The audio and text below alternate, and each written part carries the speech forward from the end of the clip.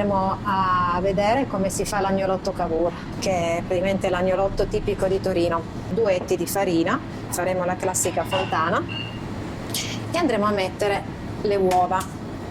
Ne mettiamo uno per volta.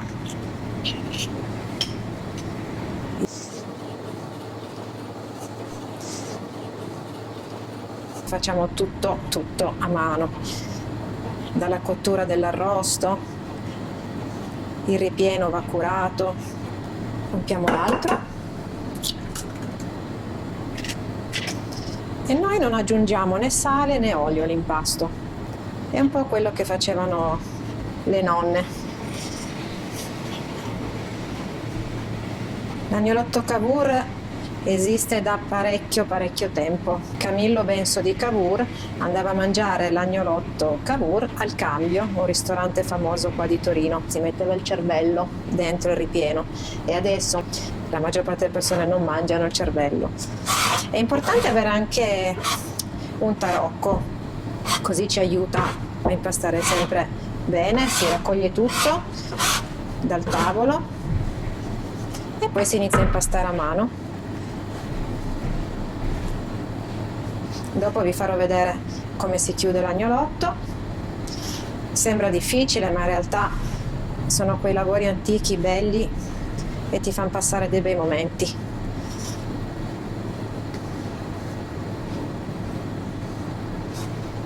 Anche i bambini fanno la pasta. Quando io faccio i corsi, loro devo dire che sono molto bravi.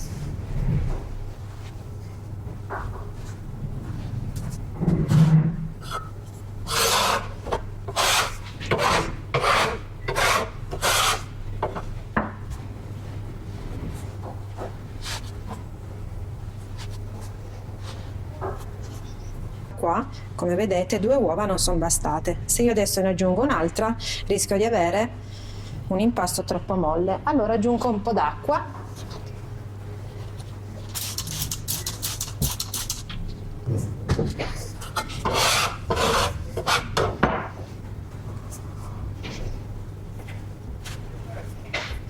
Quando il banco è pulito, abbiamo finito con il nostro impasto. Se lo facciamo a mano ci vanno circa 10 minuti, sì. E voilà.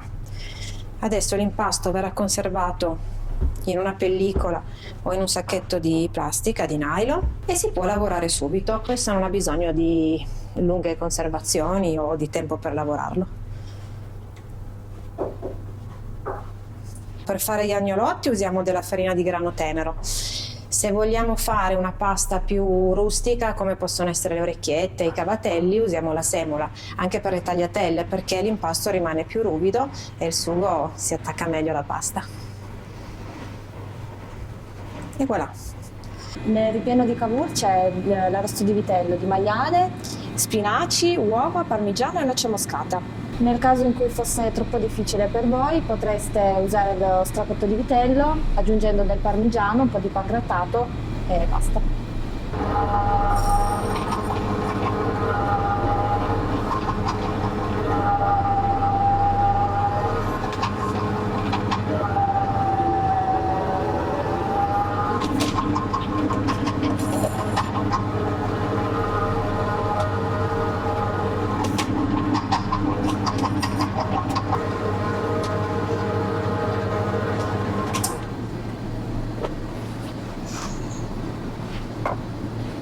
Se non avete la sfogliatrice potete usare la macchinetta quella, a mano oppure il mattarello semplicemente.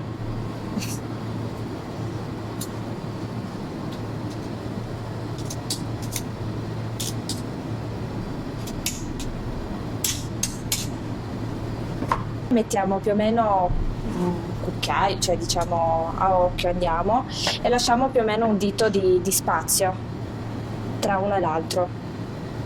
Poi capovolgiamo e lo chiudiamo tenendo così 2 dita e un dito di qua. Ok.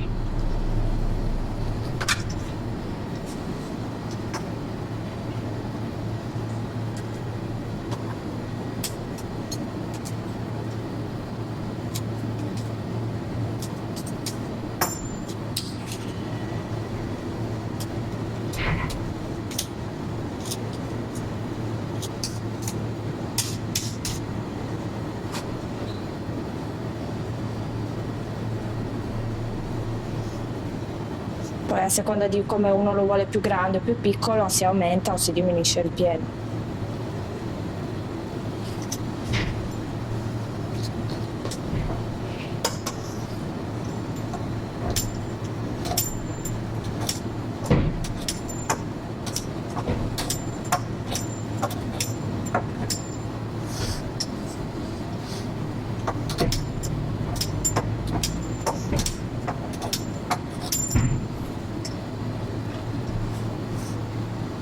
Con l'impasto che abbiamo preparato prima, più o meno di agnolotti escono mezzo chilo, 450 grammi.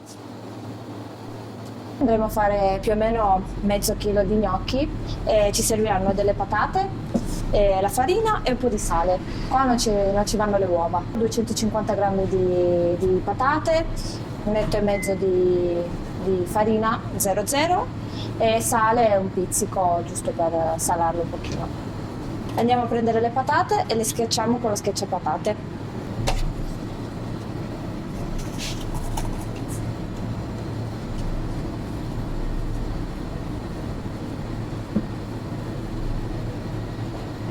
Ok.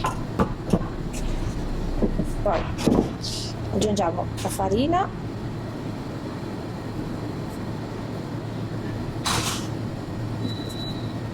Di farina per queste patate ne aggiungo un etto e mezzo, poi dipende dalla consistenza. La metto tutte insieme e poi aggiungo un po' di sale, pizzichino, e poi andiamo a impastare.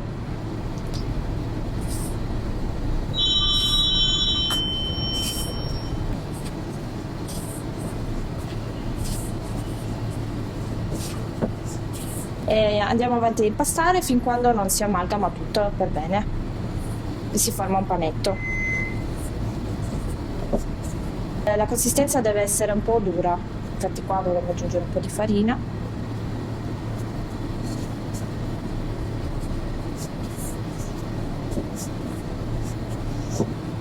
Questo si può far riposare un pochino, se no lo potete anche fare subito. Ok. Dopo averlo impastato per 2-3 minuti lo prendiamo e lo tagliamo e iniziamo a mettiamo un po' di farina sotto, formiamo un salamino, non tanto spesso,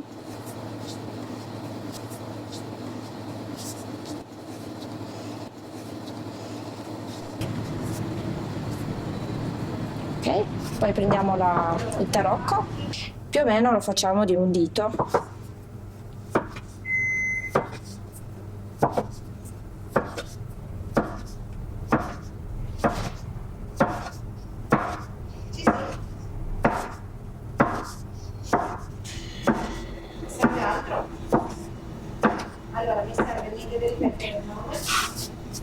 Facciamo così per tutto l'impasto. Poi una volta fatti questi prendiamo questo aggeggio qua, poi se uno non ce l'ha può usare la forchetta e li giriamo. Sì. Sì. Ok, va bene, grazie, salve.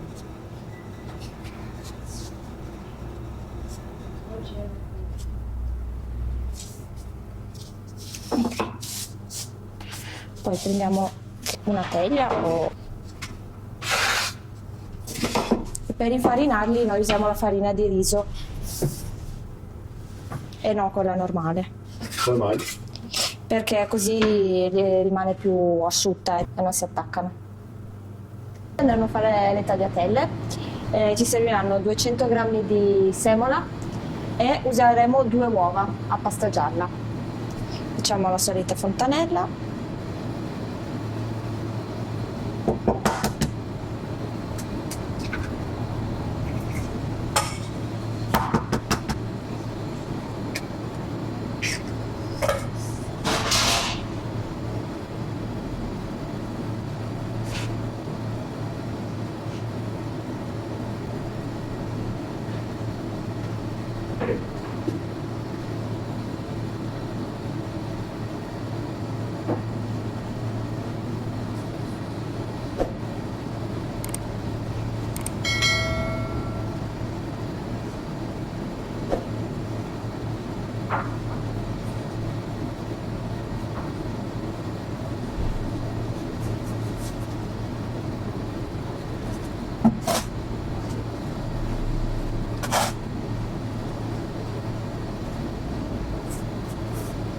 Con questo impasto vi usciranno più o meno 300-350 grammi di tagliatelle.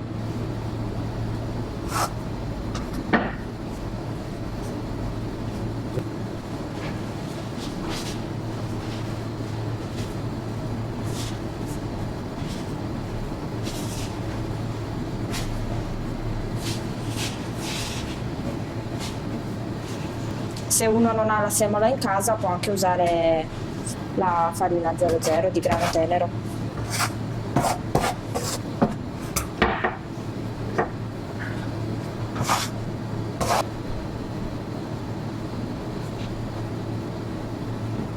Ok. Per ottenere questa consistenza va impastato più o meno 5 minuti. Più o meno a porzione sono 110-120 grammi, quindi da qua usciranno 3 porzioni.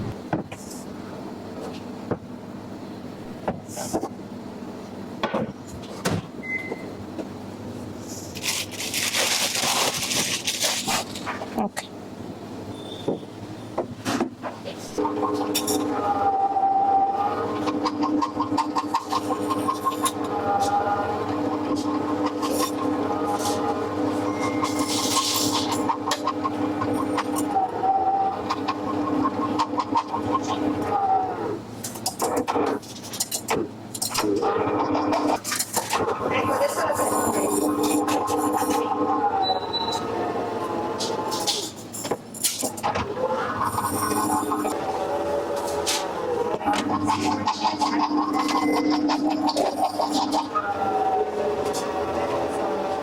Tre.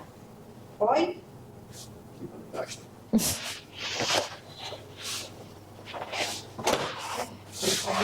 Una volta steso l'impasto, mettiamo la farina di riso su tutta la sfoglia, la stendiamo bene e poi facciamo delle striscioline. Allora io faccio una taglieria e li faccio fare e riesco bene. Taglierei sempre per 3. E poi andremo a passarla nella sfogliatrice Io ho segnato le dice per fare le tagliatelle. Nel caso in cui non aveste la sfogliatrice come ce l'abbiamo noi per tagliarle, prendete un pezzo di sfoglia, la piegate più volte da una parte e dall'altra, poi aggiungete farina.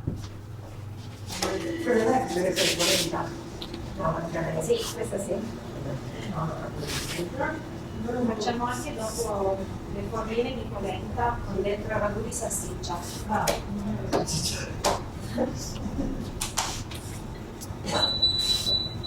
E usate il coltello.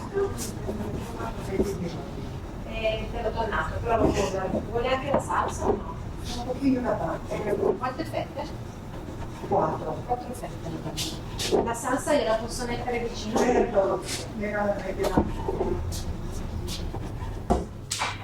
Poi le aprite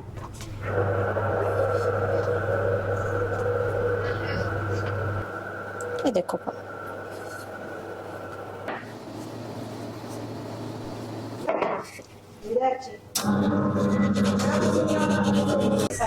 Andremo a passare una striscia per volta.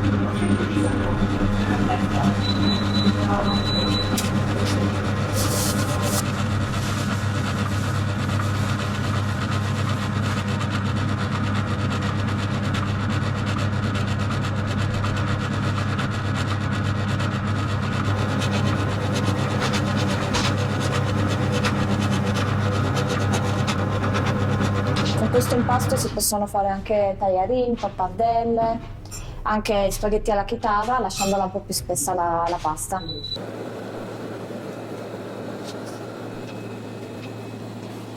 Facciamo subito gli agnolotti cavour al sugo d'arrosto, questo è il nostro sugo d'arrosto. Dopodiché passeremo alle tagliatelle al ragù, sempre fatto da noi. E in ultimo gli gnocchi al pesto con il nostro pesto. Visto che abbiamo la possibilità di buttare 2 paste insieme, butteremo anche, ecco, manca proprio poco, faccio che buttarli, butteremo anche le nostre tagliatelle. Ok, diamo una giurata alle tagliatelle.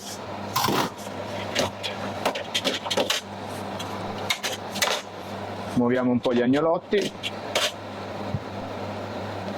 così che cuociono in maniera uniforme. E la pasta in questo caso è proprio appena fatta, quindi direi bastano 2 minuti, massimo 3 se uno li vuole proprio ben cotti, ma 2 minuti sono sufficienti.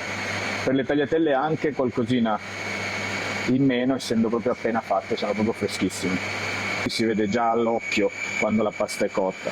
Gli altri sistemi sono un po' andare a toccare il bordino, che è quello che facciamo un po' più spesso, che deve cuocere. In 3 minuti è tutto cotto. Adesso ne sono passati circa 2, le tagliatelle vanno anche già bene.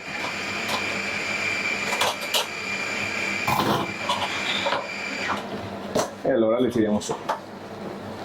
Mescoliamo con un po' della loro acqua e le andiamo a mettere. Ok. Nel frattempo sono pronti anche i cavour e li andiamo a mettere nel sugo d'arrosto. Adesso un passaggio alla volta, facciamo prima le tagliatelle che andremo poi ad impiattare.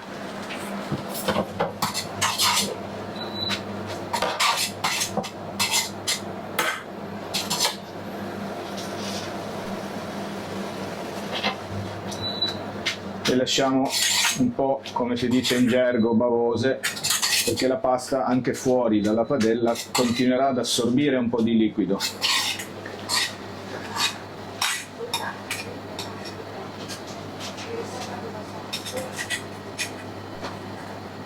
Ecco qua.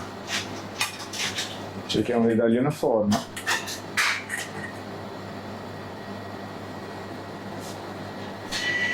Ecco qua. Con il suo sughetto sopra, e questo è il nostro piatto di tagliatelle al ragù. Gli agnolotti precedentemente cotti, aggiungiamo anche qui un filo di acqua di cottura per amalgamare bene i sughi. Nel frattempo, visto che l'acqua bolle, abbiamo ancora gli gnocchi da cuocere. Questi ancora meno tempo, 1 minuto, appena salgono sono pronti. Nel frattempo qui stiamo amalgamando il sugo. Anche questo agnolotto è pronto. Andiamo a impiattare.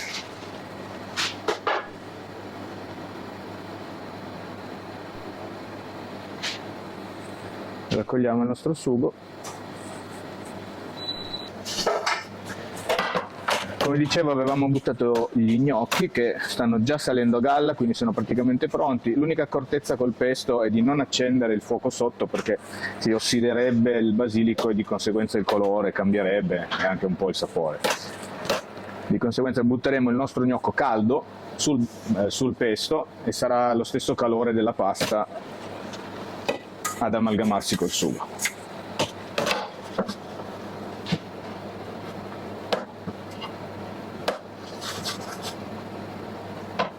Eccoci qua, e anche questo è pronto.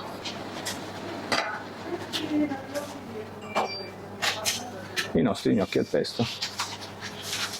Non aggiungiamo olio né niente perché il nostro pesto è già a posto così corretto. Questa meraviglia. Dai, vieni che apparecchio. Per me? Per noi? Sì.